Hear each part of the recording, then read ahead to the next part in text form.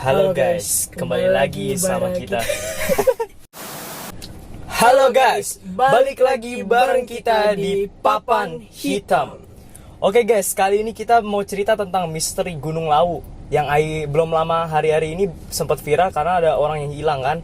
Nah, misteri ini kita mau mulai dari latar belakang Gunung Lawu dulu nih. Kali ini gue bakal nyeritain latar belakang kerajaan Majapahit sebelum masuk ke cerita si Andi tersebut. Latar belakang kerajaan Majapahit ini dimulai dari kisah Prabu Brawijaya V. Ia mempunyai seorang anak bernama Raden Fatah. Prabu Brawijaya ini memeluk agama Buddha. Sedangkan sang anak Raden Fatah, dia membelok dari agama sang ayah, yaitu dia memeluk agama Islam. Setelah ia memasuki agama Islam itu, dia akan membuat sebuah kerajaan, yaitu Kerajaan Demak. Saat Kerajaan Demak ingin berdiri, Prabu Brawijaya sempat bersemedi di Gunung Lawu tersebut. Saat bersemedi di Gunung Lawu tersebut, ia mendapat penglihatan bahwa kerajaan si anak itu bakal lebih berjaya daripada kerajaan Majapahit. Majapahit akan redup. Nah, si anaknya ini nih namanya Raden Fatah. Dia tuh ngediriin sebuah kerajaan, yaitu kerajaan beragama Islam, Kerajaan Demak. Waktu pas si ayahnya ini dapat penglihatan, dia langsung gue langsung balik aja lah gitu ke rumah. Nah, pas pengen balik itu, tiba-tiba si Prabu Brawijaya ini hilang tanpa diketahui. Dia hilang kemana, jasadnya tidak ditemukan. Seperti tempat untuk mencari tumbal gitulah. Pokoknya Gunung Lawu tuh isinya kayak orang-orang nyari ilmu. Makanya semenjak dari cerita itu, banyak orang yang bilang kalau situ tempat buat nyari ilmu, buat nyari pesugihan lah gitu. Oke, ini baru latar belakang. Sekarang kita pindah ke cerita orang-orang yang pernah hilang. Contohnya yang belum lama ini kan, Mas Andi. Oke guys, jadi berawal dari 6 orang teman-teman perkumpulan anak pendaki gini, 6 orang dengan 1 wanita. Jadi hitungannya 5 cowok 1 cewek nih guys, lagi naik ke Gunung Lawu. Dan mereka itu kayak ya udah dilewat jalan, dia masuk ke lewat Candi Cetok. Candi Cetok. Nah itu kan ada tiga jalur gitu ya setahu gue ya. Ini 3 jalan yang menuju ke Gunung Lawu, yaitu ada pertama Candi Cetok, yang kedua itu Cemoro Kandang, dan yang ketiga itu Cemoro Sewu. Nah, kedua jalan ini yang paling aman itu sebenarnya Cemoro Kandang sama Cemoro Sewu.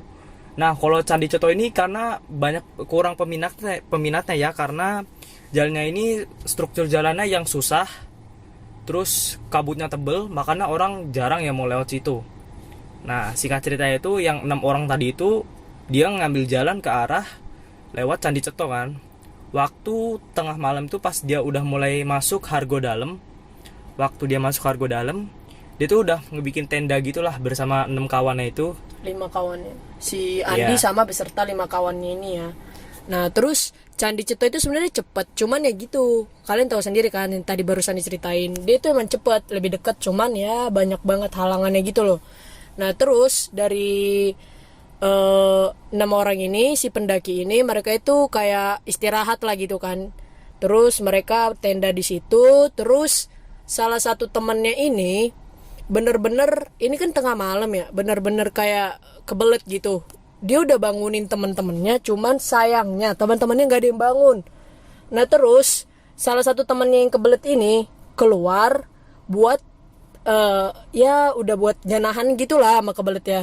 Terus ya gimana kan udah kepaksa ya kan, juga sebenarnya tuh nggak bagus guys, tengah malam tuh harus ditemenin gitu. Terus ternyata dia ketemu sama si Andi. Nah terus jadinya dia tuh bareng sama Andi tuh minta ditemenin. Dan jaraknya itu sekitar dari tenda ke si temennya yang kebelet ini tuh itu sekitar 8 meter. Sedangkan jarak dia yang kebelet ini sama si Andi ini sekitar beda selisih 5-4-7 lah, sekitar segitulah. Sedangkan si Andi deket banget sama tenda.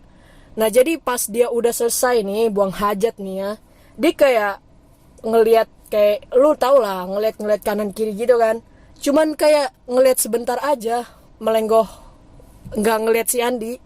Itu tiba-tiba si Andinya hilang. Nah itu mereka itu ngahnya itu baru sekitar 2 hari setelah kejadian. Nih pas tahu si Andi hilang ini, mereka tuh kayak, wah ini Andi kemana nih? Akhirnya kan dia melaporkan ke polisi hutan, setahu saya itu polisi hutan ya. Nah, ketemunya Andi ini dimulai dari pas ada pendaki yang bernama Bang Mas Udin kalau nggak salah. Mas Udin ini dia tuh emang sengaja sebenarnya dia mau bikin ngevlog buat ngedaki Gunung Lawu itu kan. Pas dia ngedaki itu tempatnya di mana sih saya kurang tahu lokasinya. Cuman ya di Gunung Lawu, cuman saya nggak tahu lokasi tempatnya di mana. Pas dia sedang daki itu udah waktu sore sih, udah pengen waktu malam, terus kabut lagi tebel banget, angin kenceng, dingin. Dia ketemu sama si Andi yang selagi sendirian di atas. Pas ditanyain tuh, "Mas, kue wong di?" Gitu. Pas tanyain, dia jawab kemuning sambil ngomong-ngomong tuh nggak jelas kayak orang linglung gitulah. Habis ditanyain gitu, tiba-tiba dia buka bajunya, ngambil sepotong ranting gitu, terus dia selimutin, nggak tahu buat apa. Pas ditanya itu, buat apa mas gitu, sama Bang Udina ini. Pas ditanyain Bang Udina itu, "Iki mbokku gitu, kasihan kedinginan," kata dia. Kan kalian yang belum lihat videonya nih cuplikannya.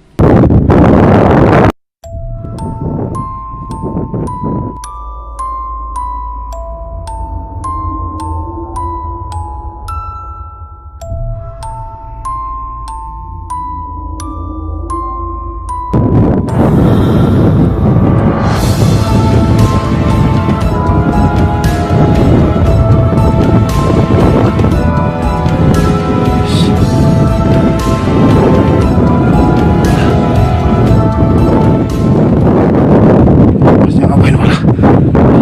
Sampai cang emudi. Sampai cang emudi. Sampai cang emudi.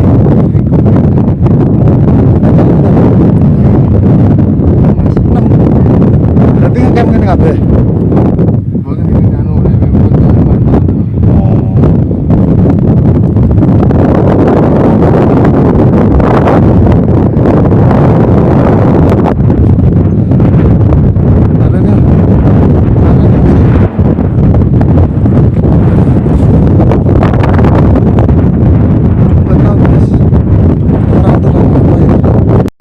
Nah, bisa lihat kan cuplikan itu, kayak aneh aja nggak sih, kayak ada yang janggal. Ngapain si Andinya itu almarhum Andinya itu mengambil sepotong ranting itu buat apa coba? Yang ada daunnya gitu, daunnya itu Iya. pas banget lagi di pucuk kayak gitu loh, kayak istilah itu kayak orang yang digendong gitu. Iya. Nggak tahu ini mungkin dia bawa sesuatu yang aneh lah menurut saya. Dari menurut pengakuan temennya si Andi itu, namanya kurang lebih siapa ya? Saya juga kurang tahu. Dari channel YouTube apa waktu itu ditanyain pas daki, dia tuh kayak membawa kertas dan isinya tanah dan ada 2 helai rambut. Kalau nggak salah tuh namanya piranti. Dia bawa itu.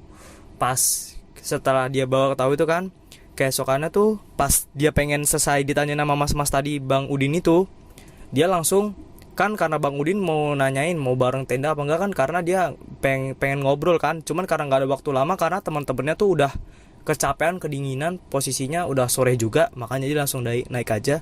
Keesokan harinya pas dia pengen turun, dia ngeliat si Andi tuh udah mati di situ.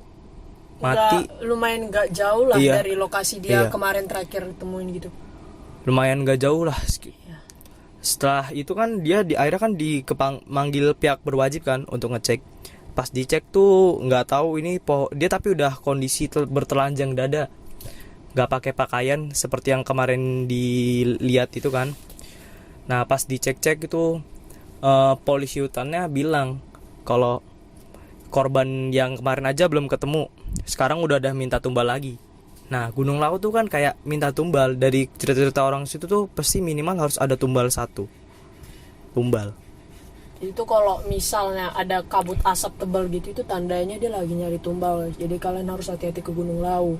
Apalagi ya di situ tuh posisinya yang korban sebelumnya itu 1 tahun aja belum ketemu guys. Tapi bedanya sama tahun yang kata bulan Juli ini nih, itu si Andi tuh ditemukan posisinya sih. Tapi gimana ya, aneh sih. Tapi kalau secara ilmiah dia itu gara-gara kayak kena apa ya, penyakit gitu, apa sih namanya? Itu kayak kedinginan, hipotermia. Iya, karena dia hipotermia. buka baju gitu kan. Tapi sih yang masih bingung tuh itu, Kenapa dia buka baju untuk sebatang ranting kecil? Kayak gak masuk akal aja. So guys, coba deh kalian bayangin aja. Emang lebih logika apa sih bawa ranting terus dibilang embok itu kan kayak gak logika gitu ya. Nah buat kalian yang ngerti sama hal-hal begituan, kalian bisa komen di bawah. Dan buat kalian pernah ke Gunung Lawu, pernah gak sih nemuin misterius-misterius yang ngeganjel gitu? Atau mungkin salah satu kerabat kalian pernah ngalamin itu juga? Atau gimana? Silakan komen di bawah ya guys. Terima kasih ya teman-teman sudah menonton video kali ini. Oke, jangan lupa Like, subscribe, and comment. Oke, see you next time. Bye.